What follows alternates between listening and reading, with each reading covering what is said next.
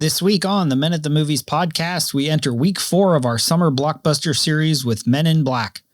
The world is more than it seems, and we've got to be prepared with an approach of curiosity, humility, courage, and tenacity. Along the way, we'll find ourselves over our heads and engaging in new experiences. But once we go through our initiation, we've got to invite others to join us. We make this look good. Join us as we discover God's truth in this movie. The movies and stories we love are gateways to see ourselves and God in new ways.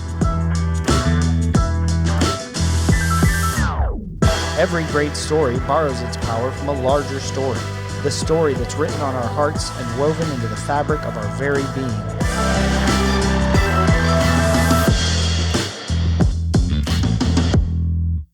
Hello and welcome to the Men at the Movies podcast. My name is Paul McDonald, and joining me for this week 4 of Summer Blockbuster Series is Britt Mooney. Hey man, how you doing today? I'm doing well. How are you? Doing good. You're experiencing one of those awesome summer thunderstorms. Yeah. You might hear the thunder rolling in every once in a while in your background. Yep. But here we are, middle of July, wrapping up home stretch, rounding turn 4, and we picked Men in Black. If you haven't guessed the theme of our Summer Blockbuster Series, obviously it's aliens. Because, we just did the movie. So,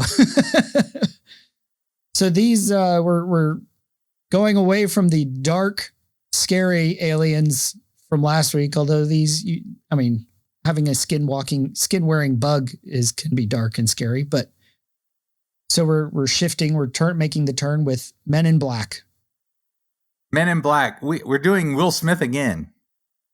Well, we've double dipped on James Cameron and Sigourney Weaver. Sure. We're gonna this week. We're gonna do Amblin because, the Men in Black was, produced by Amblin Films, which did the E.T., it's coming out next week. Yeah. So Spielberg was the executive producer because it was Amblin. I don't know how much he actually had to do with it. More definitely a Barry Sonnenfeld movie. Fun. It's quirky. It's interesting. And, these were some big stars. Like Will Smith, this was more at the beginning of his, I think he had just done Independence Day. Yeah. And so he had another he was worried about hit. this because he didn't want to be like Alien guy. Right. Tommy Lee Jones was a huge actor. He was a little more of a character actor, but he had been in a lot of huge stuff. And then you also had Rick Baker did the alien effects, who, if you guys know who he is, he's done a lot through the years. Okay. Danny Elfman did the music. Yep. So there's just a lot of quality people, very classic people involved. And it was just a fun movie. I saw it in the theater. We all loved it. And there's been sequels, but this is just a really interesting movie. And we kind of went back and forth on a couple of them to do next in the Summer Blockbuster along the aliens theme. And here we are. We just kind of chose Men in Black as a little more of a comedy, and it was a little more of an interesting sort of take. It's in the 90s instead of more the 80s or modern or whatever. It's just trying to break it up a little bit. And I really do think that it's going to give us some great conversations. There's a couple themes that aren't as kind of upfront as some of our other movies have been, or easy to diagnose. But I think that we'll have some great themes to talk about, even though the themes aren't as obvious or as easy to diagnose as in some of the other movies that we've been doing. In Aliens, it's pretty well established. It's like motherhood and all that sort of stuff. Right. Whereas with this one, they aren't as in the forefront. But I think there are going to be some very important themes. One is in particular that we'll hopefully dive into as we go, that make this, again, a movie that, yes, is fun, but is also one that we're going to be able to relate to, and there has those universal themes that connect with us, even though we may not even consciously see it. Why, And I was texting you as I was watching it. I was like, dude, this movie is so well written. Because as we've been doing this, as Britt and I have been studying movie making and creating and all this stuff, we realize more and more how much crap there is out there. And, you talk about we talk a lot about show, don't tell moments. And so many movies that are made now, especially a lot of those, especially a lot of superhero movies, are full of what the term is narrative exposition, where somebody explains to you what's going on. Right. Because you're too dumb to figure it out by watching the movie. And really what it is they're just too lazy to make a creative film. There it is. So they can't show you, so they have to tell you. Like I told him that new Doctor Strange in the Multiverse of Madness, it was full of the tell, don't show moments. Because you don't tell you how you feel. You don't tell me how you're responding or you're reacting. You show me. Mm-hmm.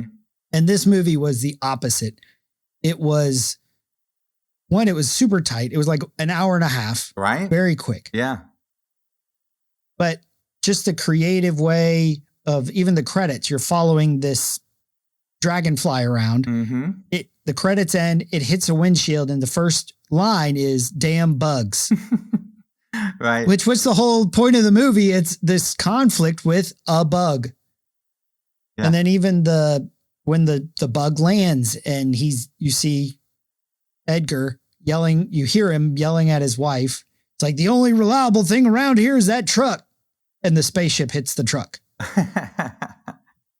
Right. And that's creative. And we're going to dive into some of that. But I think because it's so well written, that the themes aren't as obvious, and they're not they're not clear, because they're not telling you what to think or what to say or what their reaction is, because there's so much they're showing it.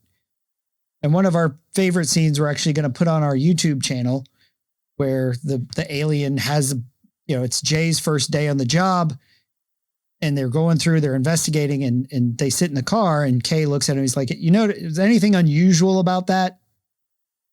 And so we're going to actually show that video clip, and we're going to discuss that one. So go visit our YouTube channel to see that add-on, that bonus feature. But so we're not going to talk about that one here in the podcast. We're going to talk about that outside of it. What I'm going to do is I'm going to tell you my big thought, which you've mentioned. We've talked about this, so we're not going to spend a lot of time talking about it. And really, it's just sort of hey, what about this idea? So when we talked about aliens, whether even going back to Arrival, I think with Independence Day, yeah, we said, when you see aliens, you look at that as the supernatural.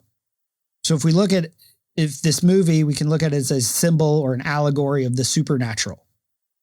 So we have aliens / angels walking around all the time. We don't even know. The Bible speaks of this. Some have entertained angels and not known about it, but not all of them are good. We've got bad guys like the bug who want to, just fight, want to pick a fight with everybody. But then we have this authority over the angels, because as an NYPD, as a cop, Jay didn't really have the capacity. He wasn't prepared or equipped to deal with the supernatural world. Remember, he's sitting in there. He's like, no, he blinked and then he blinked again. It was weird. Right. But when he became a Men in Black, when he put on the last suit he's ever going to wear, then he didn't have it right away. He began to develop the authority to deal with the supernatural, to deal with the aliens that he would come in contact with, because the authority was given to him by Zed, last letter of some alphabet. Zed is, trying to remember what Zed is. Yeah, Zed is, we're not linguists here, but Zed is, I think it's the British version of Z. Right. So it's the last letter of their alphabet. So you've got the Omega. So you can say, yeah, that's super spiritualization. And maybe it is, but that's why we're like, yep, here's a little 5-second take on it.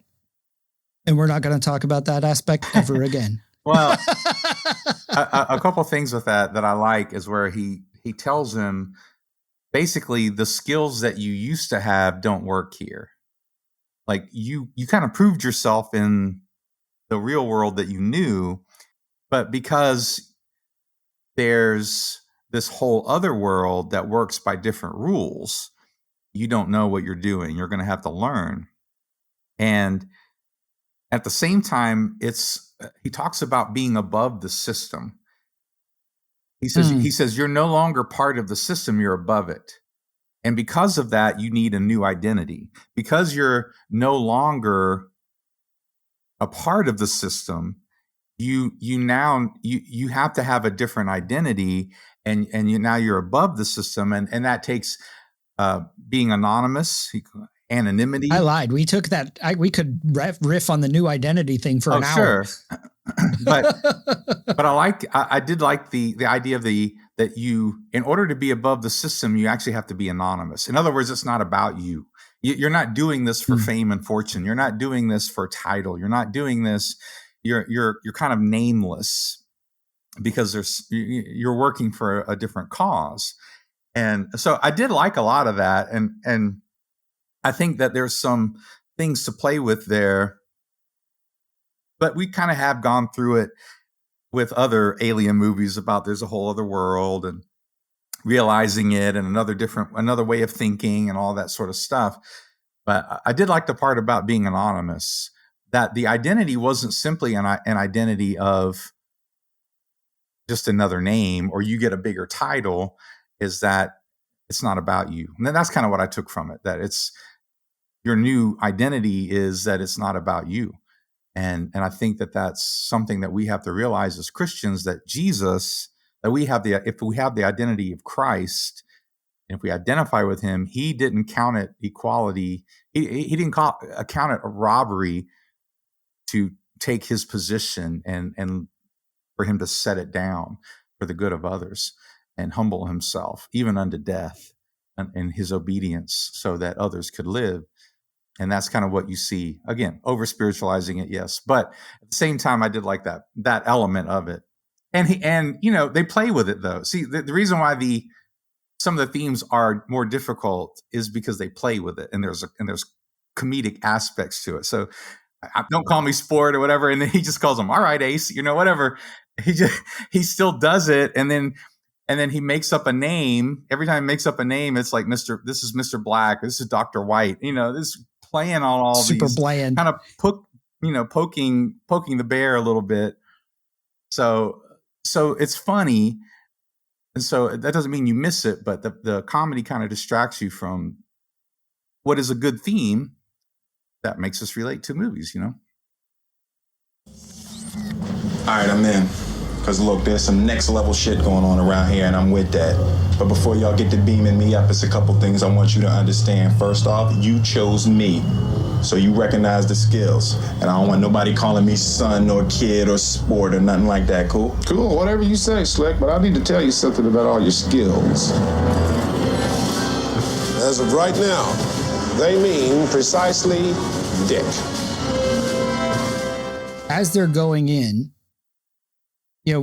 as the movie goes on and he's freaking out, we have they just shot a shot across the bow, and Jay's freaking out, and Kay and Zed are both just, this is what it's like. Every day there's somebody threatening to blow up the world over something, and we take care of it and we handle it. But that idea of, we're entering into this whole new world that we have no idea what we're about to step into. And on the one hand, and I think there is that tension, whether we talk about it as discipleship or initiation, or even our salvation. There is this sense of, look, you came after me, so there must be something valuable in me that you saw. So, respect. As Cartman, respect my authority. But that is true. And it is also true that as of now, your skills mean precisely dick. Like all that as Yoda says, you must unlearn all that you have learned. Yeah, and there's value to that humility. God gives grace to the humble, just the proud.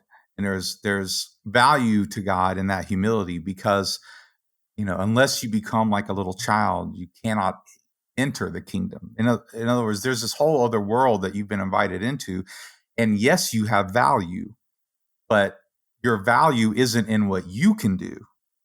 I have to teach you all over again because you have lived in a world where you see what you see, but there's this whole other unseen world that now you need to learn about. And I love the moment where he goes, man, this totally makes sense. My teacher, I always thought she acted like an alien, and he brings her up on the. I always knew she was from Mars. Actually, Jupiter. Actually, one of the moons or whatever. And Yeah. and so it's, again, there's comedy to it, but I like that, and I think it's gonna connect into the theme that we're about to get into, because when you're dealing with initiation, discipleship, spiritual formation, when you're dealing with this, part of it is that explains a whole lot. When you start learning about this other world, like, other things become more clear. Now you're putting what you have known and thought you understood in a totally different context. And now you're like, that makes more sense now. Like, the world, understanding the kingdom actually means that you are going to understand the world you see better. And that is why you have to come at it with humility, because you realize I can't trust what I see. It says this about Jesus, that he didn't trust what he saw with his eyes. He heard, he trusted by faith, he saw by faith. And that's in Isaiah, I believe, where he talks about that he didn't trust what he saw with his eyes. He didn't make judgments, basically, based upon what he saw. He made judgments based on faith. And when we make judgments based on our eyes, we can get easily deceived, like they were in the movie. Like, there's a little guy in the head, and like the body was just like a big machine, but it looked like a human and he could eat, right? There was a deception because there's a whole other world. But I think there's a part of us that always knows or has suspected that there's something more than what we see. And other cultures just blatantly admit it. Other cultures are like, oh yeah, there's spirits and there's supernatural stuff going on all the time. And we've kind of convinced ourselves in this very scientific, logical world that we have in the West that stuff isn't real. That stuff's just fantasy. But the supernatural is if we real. can't measure it, if it's not tangible, then it doesn't exist. Supernatural is real. Which it doesn't take a lot to punch holes in that as really, right? Love doesn't exist. Right? Joy doesn't exist. There's a lot of stuff. Relationship. There's a lot. Yeah. There's a lot of things that can't be measured that exist. Well, and Jesus makes this statement, and then we can maybe transition from here, but he says, the kingdom of God does not come by observation. In other words, you're not going to find it by looking here. That's not how this works. The rules are different. You're not going to figure God out with your way of thinking, with your way of evidence. Now, I'm not saying education is bad. Like, my wife is an educator. There's strength in education, right? But as far as since the kingdom is not of this world, you're not going to find it with the tools of this world, if that makes sense. So the kingdom of God does not come by observation. It comes by revelation. Well, and it goes back to even in 1 Samuel where, Samuel is anointing David, or will eventually. And what does the Lord tell Samuel? God doesn't look at the outward appearance. Man does. Right. God looks on the heart. And what was it when one of the, I can't remember if it was Elijah or Elisha, where they were surrounded, and he says, open the eyes, open his eyes so that I might see. Yeah. And then in the Pauline epistles, I think it was Paul said something about, may the eyes of your heart be enlightened. Exactly. Or be opened. Exactly. We have to see with our heart, not just with our eyes. Well, Elisha prays to God because the prophet's servant was like, the whatever army, I forget which army it was, because I forget which king it was, Amnon or somebody. And then the king was like, every time we show up, Israel knows what we're going to do. And they're like, they have this prophet, Elisha. He's like, well, let's go take out this is a wartime strategic move. And he never discounts that this is a supernatural reality. Like the king of this whole other nation doesn't even discount that this is real. He's just like, his solution is let's go kill him. And then they surround Elisha and his servant, and Elisha prays. He said, and the servant's freaking out. What's rule number 1? Don't freak out. And the servant is freaking out. And Elisha says, Lord, open his eyes, because there's more with us than there are with them.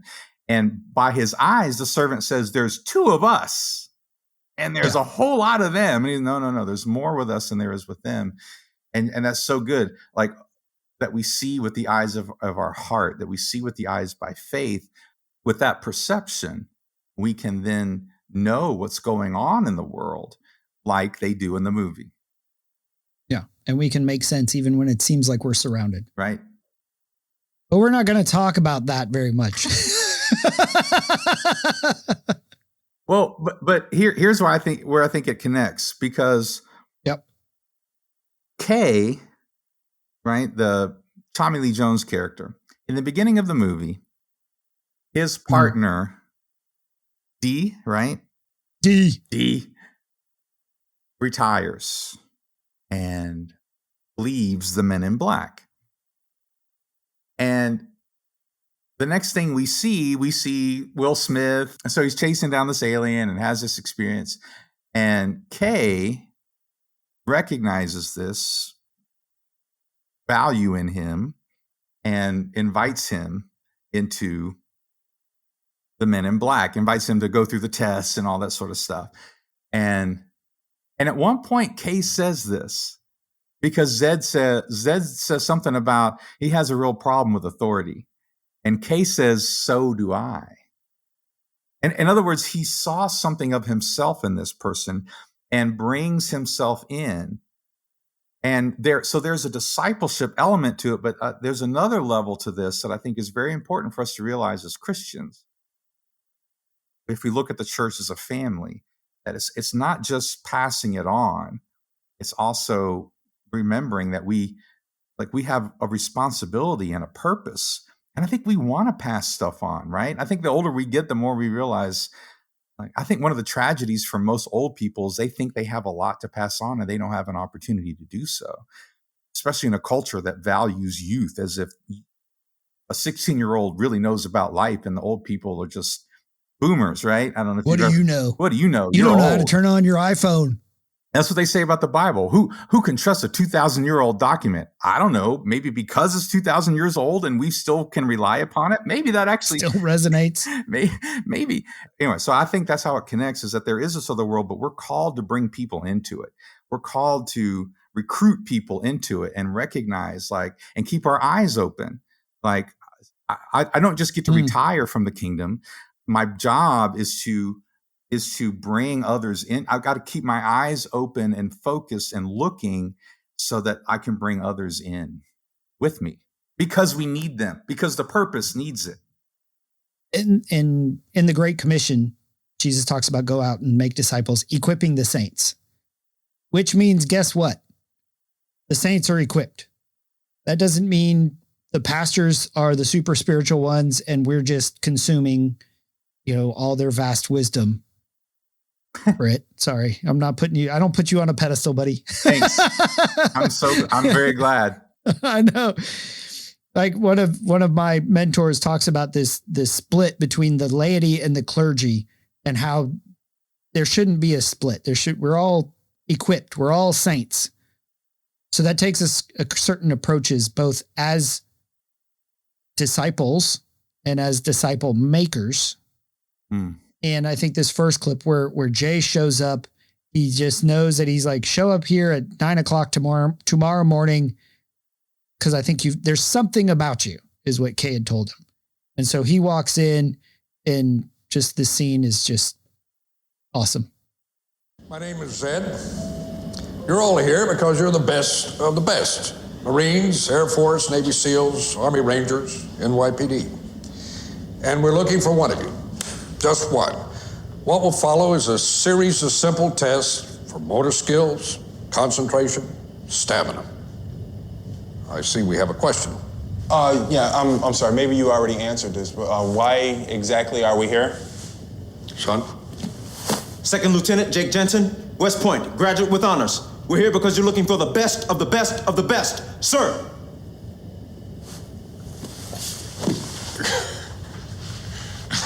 What's so funny, Edwards? Your boy Captain America over here. The best of the best of the best, sir. Yeah, with honors.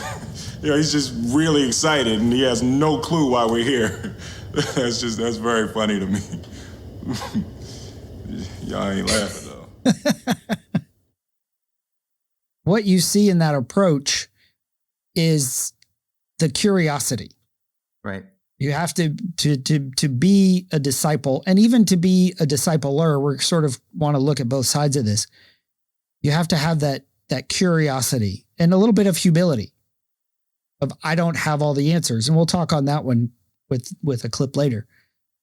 But this idea that, like, he's showing up and they're just like, oh, you're going to recognize me as the best of the best of the best, sir, with honors.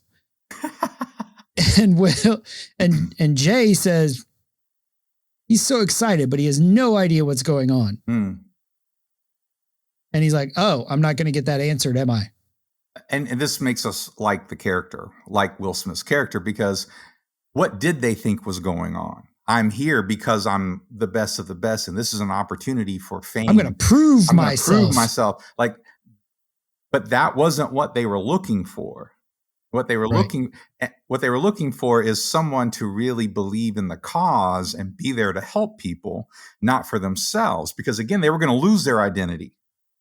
And so here you have a guy who isn't really that impressed with his own identity anyway, but he's curious and he's questioning.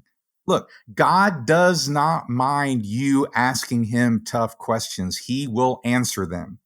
He really doesn't. If you are sincere and you want to know, now he may not tell you right away and it may not be clear right away, but he is A-okay with you asking tough questions. He would rather you ask tough questions and wrestle with him, I'm telling you from experience, than to just say, guess what?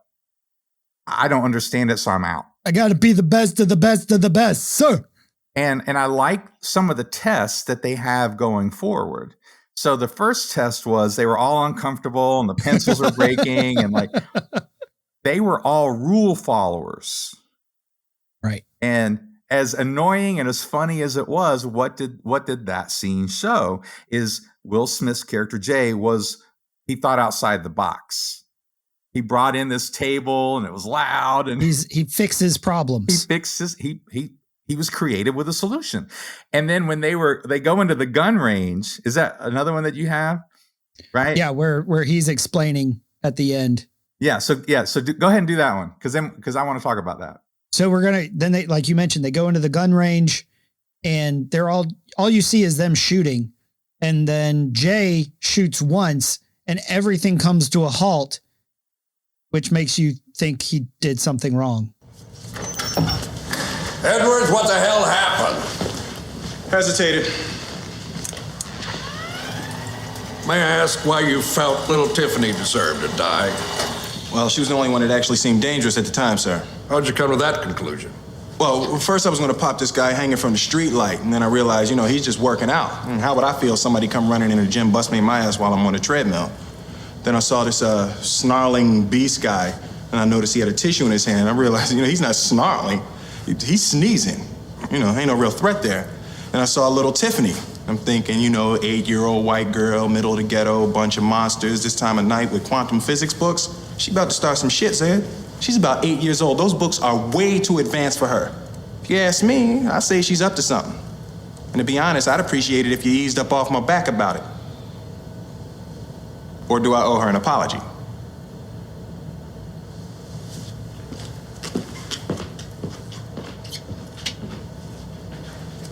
That was a good shot, though, right? He's got a real problem with authority. So do I. But this kid ran down a cephalopoid. On foot, boss. That's got to be tough enough. Let's hope you know what you're doing. like I was saying before, the kingdom of God doesn't come by observation. It's about seeing what others don't see.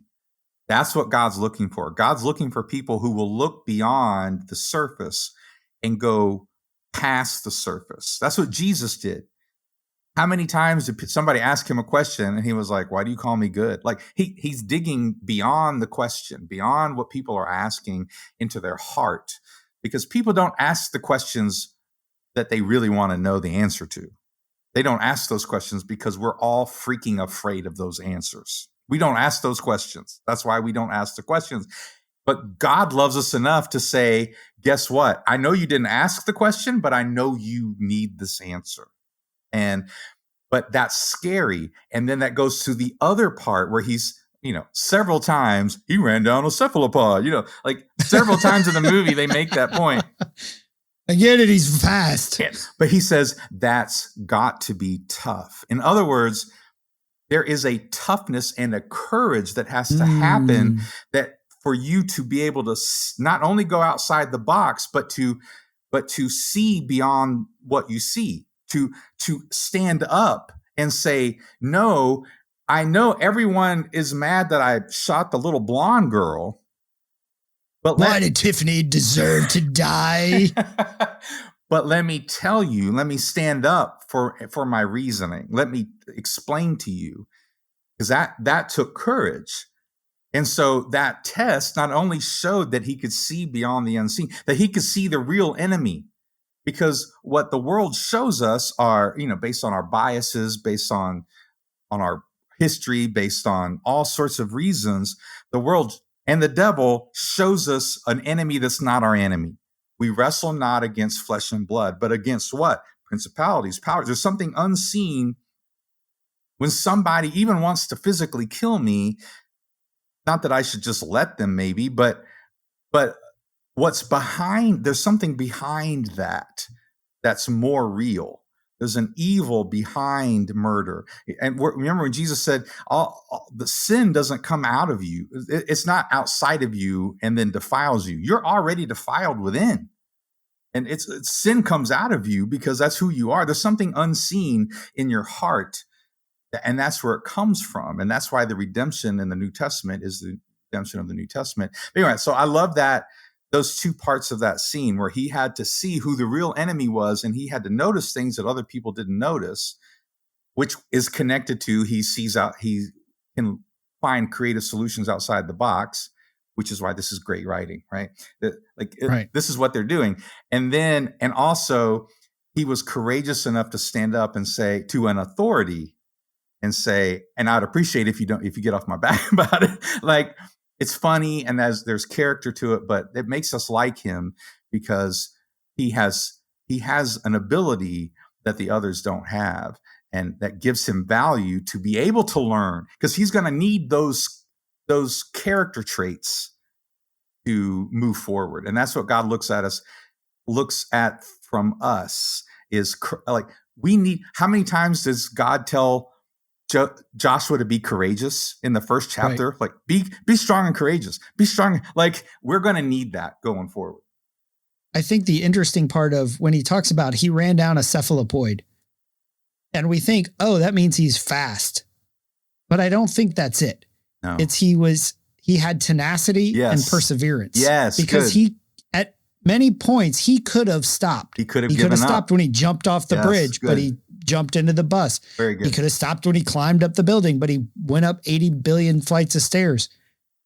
And so this verse from 2 Peter, it said, for this reason, make every effort to add to your faith goodness, and to goodness knowledge, and to knowledge self-control, and to self-control perseverance, to perseverance godliness, to godliness mutual affection, and to mutual affection love. And if you think of it, if you sort of apply that picture, apply that framework over Jay, he's a good dude. He's got a good heart. He wants to pursue evil, pursue the bad guys, right? So now you're giving him knowledge. It's like, oh, there's aliens out there. There's more than you can be seen. And then there's self-control because everybody else was shooting everybody in the building, but he's shooting the one who didn't belong. he's got perseverance, and then, it escalates up. But it's interesting to me that the buildup of those talents and the disciplines is love. That's the culmination. That's the landing spot, which is, I think, takes us to our next scene. Right. Which is probably one of my favorite lines of the movie, where they go through this. Kay introduces him and says, "Hey, look, we're fighting aliens. Here's the truth." And so he invites Jay into it, and he's like, "This is going to take a lot. It's a lot to take in." But he gives him the opportunity to remember, once you have goodness, you get knowledge. So in this state, this is Kay giving knowledge to Jay. At any given time, there are around 1,500 aliens on the planet, most of them right here in Manhattan. And most of them are decent enough. They're just trying to make a living. Cab drivers? Not as many as you'd think. Humans, for the most part, don't have a clue. They don't want one or need one either. They're happy. They think they have a good bead on things. Well, why the big secret? People are smart. They can handle it. A person is smart. People are dumb, panicky, dangerous animals, and you know it. 1,500 years ago, everybody knew the Earth was the center of the universe. 500 years ago, everybody knew the Earth was flat. And 15 minutes ago, you knew that people were alone on this planet. Imagine what you'll know tomorrow. And when we talk about this idea of humility, and there's all sorts of definitions, right? It's a nuanced word. But I think it's the approach that maybe I don't know everything. I might believe this. I might be wrong. Whatever it is. But what we see is so many people, like the other guys in that room of the training room, they didn't believe they were wrong. They were the best of the best of the best. But Jay was willing to say, 15 minutes ago, you knew humans were alone. Now you know they're not. Can you handle this new truth? Because as they talk about in Mask of Zorro, and many times when the student is ready, the teacher appears. But the student has to be ready. And to be ready, you have to be willing to be taught. Because as Kay, he wasn't going to waste his time on somebody who wasn't going to listen. Right. Yeah. And I talk with my boys a lot about football, and the most important ability is availability. But I think the other one of my mentors, he says every believer should be fat, flexible, available, and teachable. And you have to be teachable and to take the approach that maybe I don't know everything. Because then once you take that approach, then you're actually able to learn the truth. Well, and you're able to teach what you do know with a certain amount of humility. Like I didn't always know this. See what I mean? Like I think sometimes we learn things and then we act like we always knew it. Maybe I'm the only one who does that, or I'm the only one who sees that people do that. But I think that that's a temptation for a lot of us, is that we learn something, or God teaches us something new, and then we start to get prideful about knowing it. And you're like, dude, you didn't know this always, and so there has to be a certain amount of humility to say, I didn't always know this either.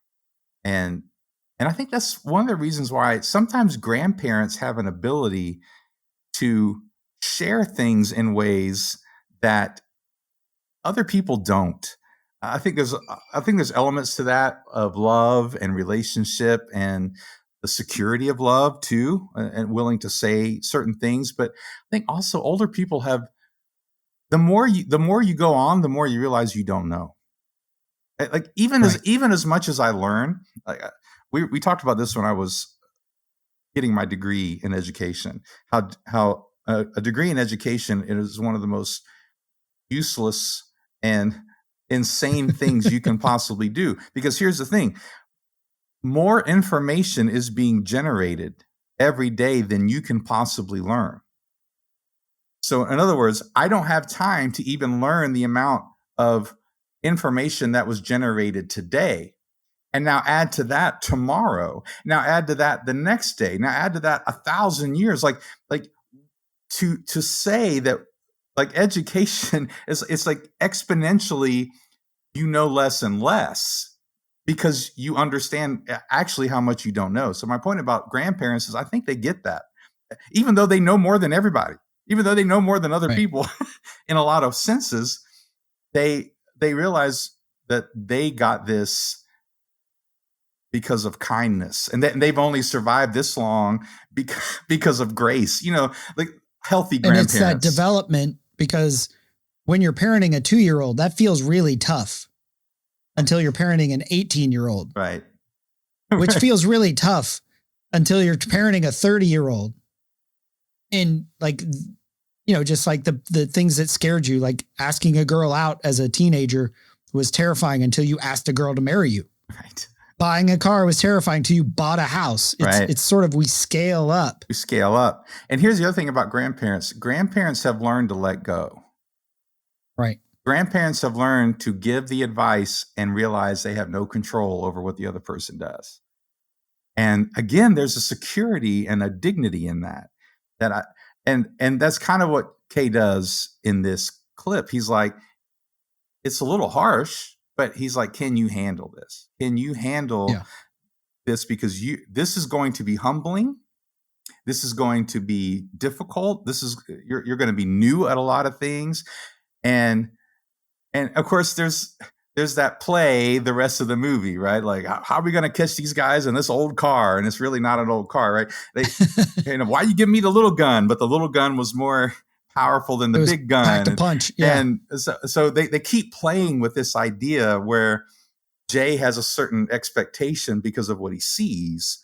And yet he's corrected in a funny way. So we laugh, but there's that theme that makes it really good writing. It's the twist and the surprises and there's a universal element to that again, they don't say outright, but the universal element to it is we all have that experience. Look, I've told people, again, you're never ready for anything you're about to do. Like this whole idea was, I have to get ready to do this. I've told people you're never ready. You just have to realize, like, and I don't mean you're the worst battery ever. Never ready. Right. And I'm not saying like there isn't some wisdom in getting married and who you marry and having kids and like, but part of the wisdom is admitting I don't know anything going into this, because you know the only perfect parents are the ones who've never had kids. Like the people who've never had kids are the ones who will tell you exactly how to raise your kids, right? Oh, I don't know. I read this book by Dr. this guy. And you're like, okay, but this kid is annoying. Like, I love my kid, but I don't like my kid. Your kid's obnoxious. And like, how do I deal with this tension and this, you know, how do I deal with this? And I can't force my kid to do stuff. And I have to, you know, especially now that they're 16 and 17, and I don't want to control them because that seems like the wrong attitude. You know, you see what I mean? Like, there's a whole lot of elements to it. And thank God that we do have. I know for me, I do have to admit that there's stuff I don't know, and I do ask people who have gone on before me and say, "What did you do with a kid when?" And I've asked you, Paul. Like, I've asked people. I'm like, what did you do? Like, help me. Like, I just want to wring this kid's neck. But I know that's not right, you know? And so how do I deal with this? What is right? And there's that sort of humility when you're going into anything. Doesn't mean God hasn't called you to it. But when he has called you into it, there's that humility of knowing, man, I don't quit. But I also realize there's a lot that I don't know, and I have to be willing to learn. And that's always good leadership. That's always good leadership. And that's John Maxwell. John Maxwell is famous for talking about, if you're not reading, you're not a good leader. If you're not reading a book a week or whatever he says, however he puts it, like if you're not growing as a person, you're not a good leader, because you're gonna get stagnant and stale. And we've talked about that on the podcast too, about it's more dangerous to just sit still. It's actually more dangerous. Move forward, however, whatever that looks like. Going back to those verses from Peter, that the end is love. And what we see from Kay, he goes from affection to love for Jay. And even in this scene, because we see him be very honest, not shutting him down, not like you said, arrogant in his knowledge. He's like, cab drivers, not as many as you'd think. Like, it's very honoring of him in that engagement. And I didn't include this on the clip, but Jay asks him, what's the catch? Mm-hmm. And Kay tells him, you got to leave everything behind. You become nobody. Yeah. You no name, no nothing. There's no social attachments. Your job is your life. And he gives him time. He honors him with time. He's like, I'll give you till tomorrow morning. I'm not going to, there's the pitch, right? Here as it is. Here's the pluses, the minuses. Are you up for it? And he gives them an out. It's very important. Yeah. And then, but as he's walking away, he says, is it worth it? And Kay says, yes, if you're strong enough. Because it does take strength.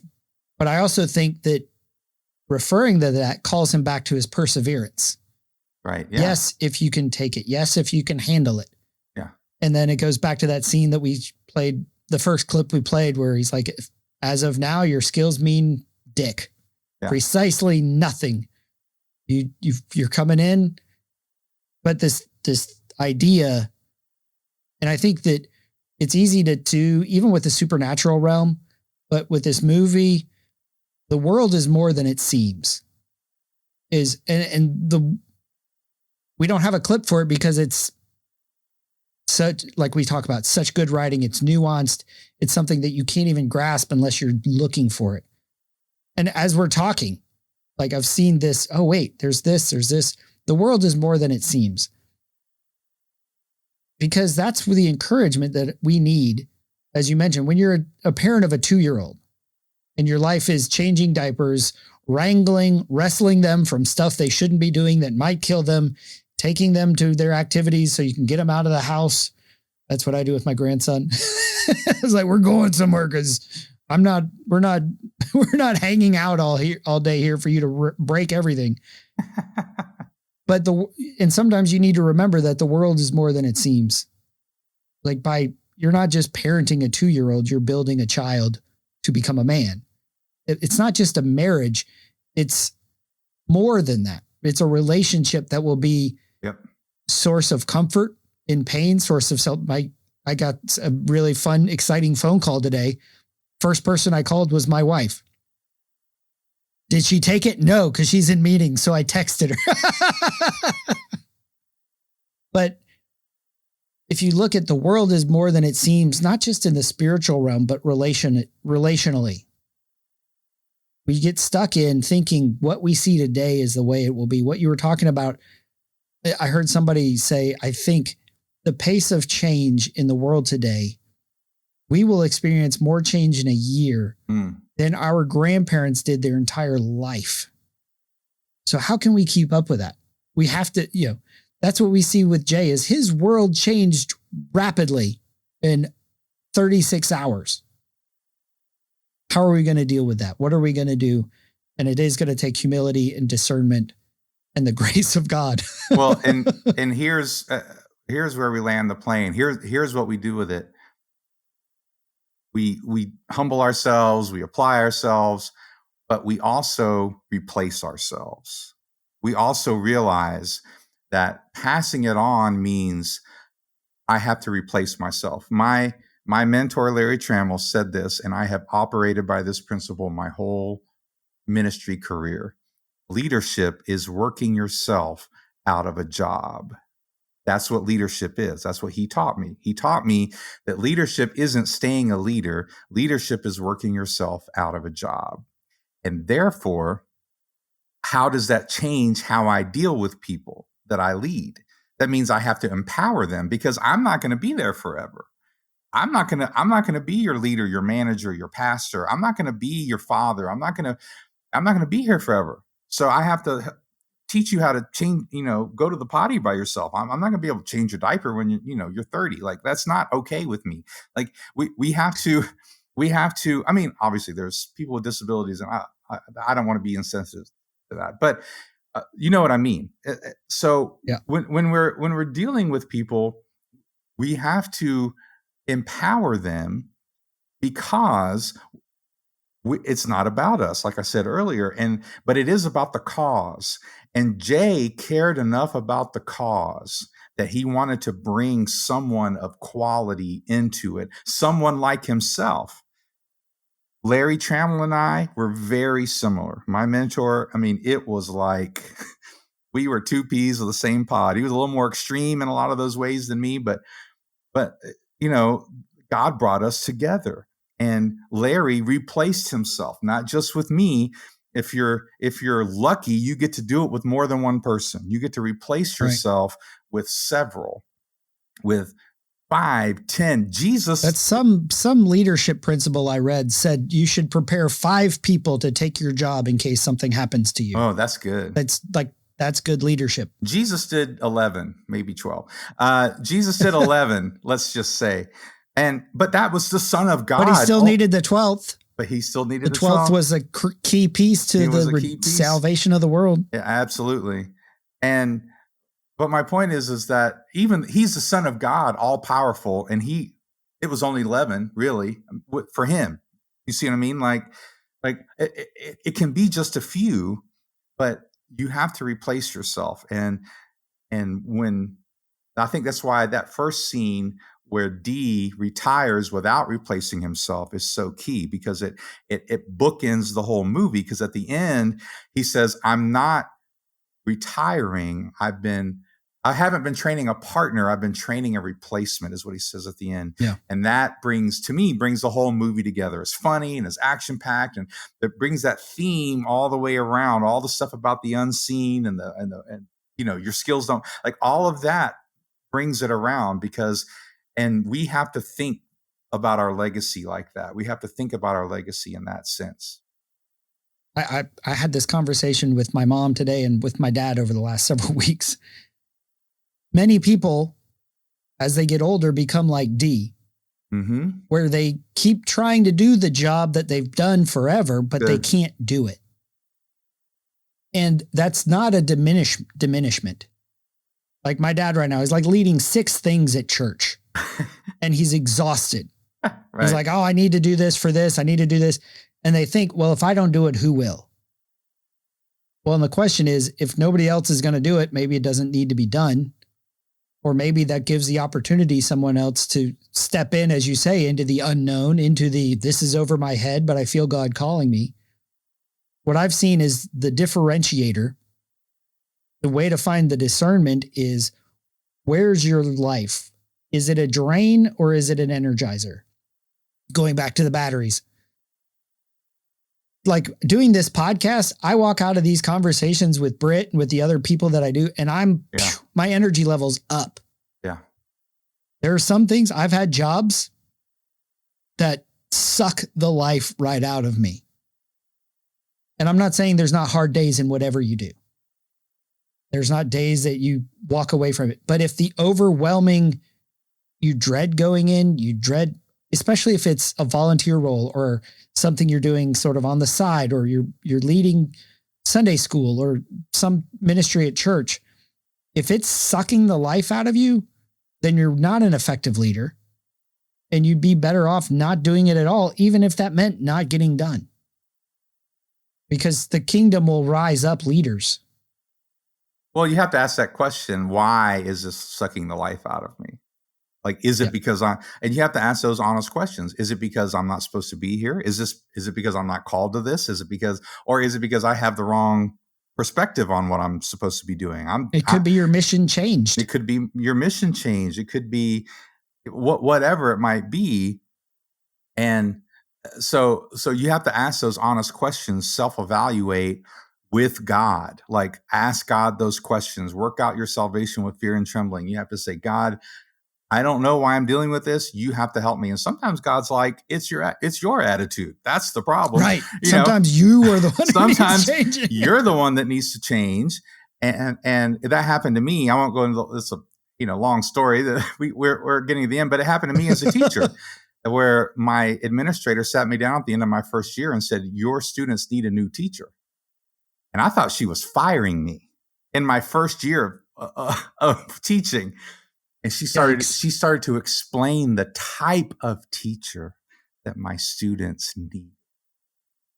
She didn't fire me. She explained the type of teacher my students needed, and it changed my life.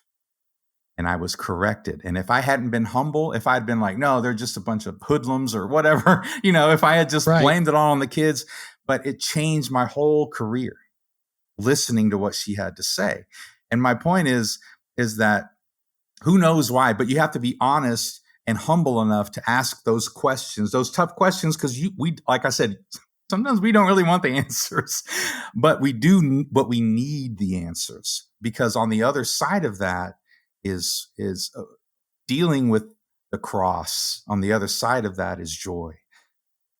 No, with the cross set before him, but he wasn't looking at the cross. He was looking at the joy on the other side. As much as this might be scary, but all that to say is I really want to just kind of challenge people, like, who are you passing stuff on to? Who are you replacing? Who are you teaching to replace you? Whether that's at your job or whether that's just in life, how are you working yourself out of a job with those that you have influence over? And everybody listening to this has influence over somebody in some capacity.